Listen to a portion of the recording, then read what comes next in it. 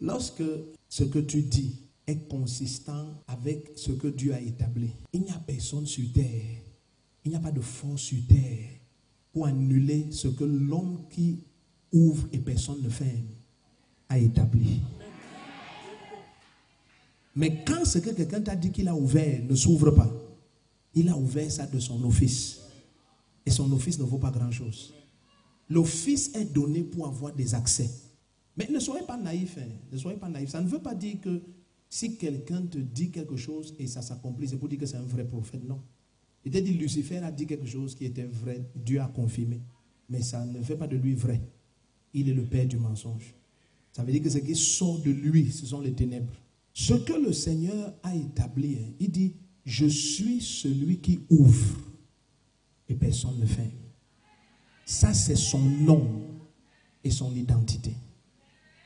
Donc, si quelqu'un d'autre ouvre, qu'il vous dise que c'est moi qui ai ouvert, qu'il ne dise pas que c'est Dieu.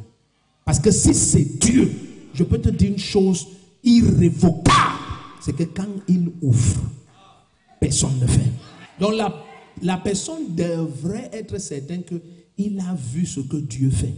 Amen. Notre problème, c'est que nous sommes une génération qui aimons les bonnes nouvelles. Nous voulons seulement écouter que nous allons habiter les maisons qu'on n'a pas bâties.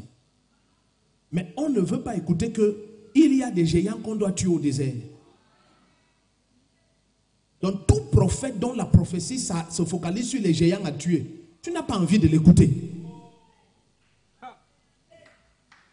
Donc ça fait que tout d'un coup, celui qui t'a parlé de Sion et de Heshbon, roi de Og, tu as l'impression que, ok, donc il m'a dit que je vais habiter les maisons. Oui, mais quand tu as tué Sion et Heshbon, roi de Og, tu possèdes son palais. Mais ce n'est pas ça la promesse de Dieu.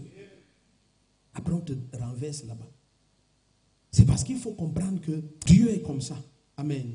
Amen. Ce qui fait de lui Dieu, Proverbe 25 dit, c'est sa gloire de cacher les choses.